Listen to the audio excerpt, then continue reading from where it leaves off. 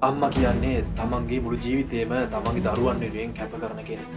හැබැයි ඒ අම්මාවම තමන්ගේම දුව විසින් සල්ලි වෙනුවෙන් මැරුවා කියන ඒ නිවුස් එක දැන් රට පුරාම ලැබුගින්නක් වගේ පැතිරෙන්න පටන් ගත්තා. මේක සාමාන්‍ය ක්‍රයිම් ස්ටෝරි එකක් නෙමෙයි. මේක සම්පූර්ණ වගේ ඇඟ හිරිවැටලා යන පවුලේ ඛේදවාචකයක්. මේ සිද්ධිය වාර්තා වෙන්නේ අනුරාධපුරයේ තිරප්පණය කියන ප්‍රදේශයේ. අවුරුදු 65ක් වයස ඇති මවක් විදේශ රටක ගෘහ සේවිකාවක් විතර අවුරුදු 24ක් වැඩ කරලා ජීවිතයේ අන්තිම කාලේ නිදහසේ ගත කරන්න හිතාගෙන ඉඳලා තියෙනවා. ඒත් ඇය හීනකින්වත් හිතන්නේ නැතුව ඇති තමන් ජීවිතේ වැඩිම ආදරය කරපු වැඩිපුරම විශ්වාස කරපු අය විසින්ම තමන්ගේ ජීවිතේ නැති වෙයි කියලා. ඔවුන් තමන්ගේ ජීවිතේ උදුරු ගනී කියලා. පොලිස් විමර්ශන වලට අනුව මේ මවගේ මේ අම්මගේ බාල දියණිය නැත්තම් බාල දරුවත් විදේශ රටක අවුරුදු ගාණක් වැඩ කරලා තියෙනවා. එහෙම වැඩ කරන් යන අතරේ ඇගේ විවාහ ජීවිතේ හදිස්සියෙම දෙදරා ගිහින් තියෙනවා බිඳ වැටිලා. කොහොම හරි ඔහොම යනකොට පස්සේ ඇය යුද හමුදාවේ සේවයෙන් ඉවත් වෙච්ච පුද්ගලයෙක් එක්ක ළඟින්ම කිට්ටු සම්බන්ධතාවයක් පටන් අරන් තියෙනවා. ඊට පස්සේ මේ දුවගේ අම්මා විසින්ම තමයි ඔය දෙන්න වෙනම ඉන්න එපා එන්න අපේ ගෙදර ඇවිල්ලා ඉන්න ඒ පුතාවත් මෙහෙ එක්කන් එන්න කියලා ආරාධනා කරලා තියෙනවා. හැබැයි හැමතැනම වගේ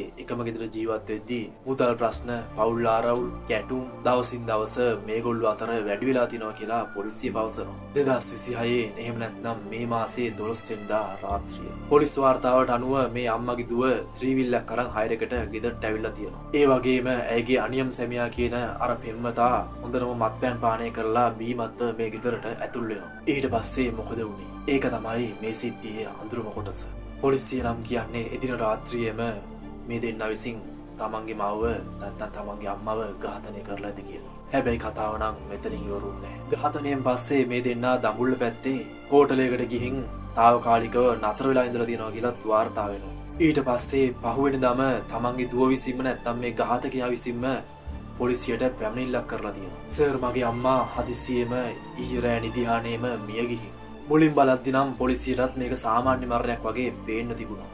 හැබැයි ඉතින් කට උතර ගද්දි නම් පවුලේ අයගේ ප්‍රකාශ එකිනෙකට නොගැලපීමත් එක්ක මේ පොලිසියට සැකය කියන එක මතුවෙන්න පටන් ගන්නවා. ඊට පස්සේ පොලිසිය විසින් CCTV සාක්ෂි, CCTV ෆුටේජ්, දුරකථන තොරතුරු මේ හැමදේම පරීක්ෂා කරලා පොලිසිය විසින් මේකේ යට ගිය ඇත්ත හොයන්න පටන් ගන්නවා. අවසානයේ දේහය එහෙම නැත්නම් මේ අම්මගේ මිනිය බොහොම දාණය කරන්න ගෙනියන මොහොතේ අර පැමිණිල්ල දාපු දියණිය, ඒ වගේම ඇයගේ අනියම් සැමියා කියන අර පෙම්වතා, ඒ වගේම තවත් ඥාතියෙක්ව පොලිසිය විසින් අත්අඩංගුවට ගන්නවා. ඊට පස්සේ ලැබුණු තොරතුරුත් එක තමයි මේ කතාව අහන අපේ හදවත කම්පා වෙන්නේ. පොලිසිය කියන විදිහට රුපියල් ලක්ෂ 10කට ආසන්න මුදලක් සහ රන් බහන්න මේ දේවල් ලබාගෙන විදේශගත වෙන්න හිතාගෙන මේ ඝාතනය අපි කරා කියලා සැකකරුවන් විසින් පාපොච්චාරණය කරලා තියෙනවා. අම්මා කෙනෙක් තමන්ගේ දරුවන් වෙනුවෙන් මුළු ජීවිතේම කැප කරනවා. විදේශ රටක දුක් විඳලා අවුරුදු ගාණක් වැඩ කරලා එකතු කරපු දේවල් අන්තිමේදී තමන්ගේ දරුවෝම ඒ දේවල් ලබා ගැනීමේ පරමාර්ථයෙන් තමන්ගේ ජීවිතේ නැති කරයි කියලා මේ අම්මා නම් කවදාවත් හීනකින්වත් හිතන්නේ නැතුව ඇති. මේ සිද්ධිය ගැන ඔයාගේ අදහස මොකක්ද?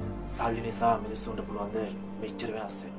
මේ තරමට හිතක් පපුවක් නැති විදියට හැසිරෙන්න. ඔයාගේ අදහස පහලින් අපිට කියන්න. වීඩියෝ එක කැමති නම් වටිනවා නම් ලයික් කරන්න. ඔයාගේ යාළුවන්ට අසල්වැසියන්ට බලන්න මේ වීඩියෝ එක ෂෙයා කරන්න අමතක කරන්න එපා. අපේ channel එක subscribe කරන ගමන් අලුත් වීඩියෝ එකකින් අපි අදට හමු වෙමු. ඕගොල්ලන්ට සුබ දවසක්.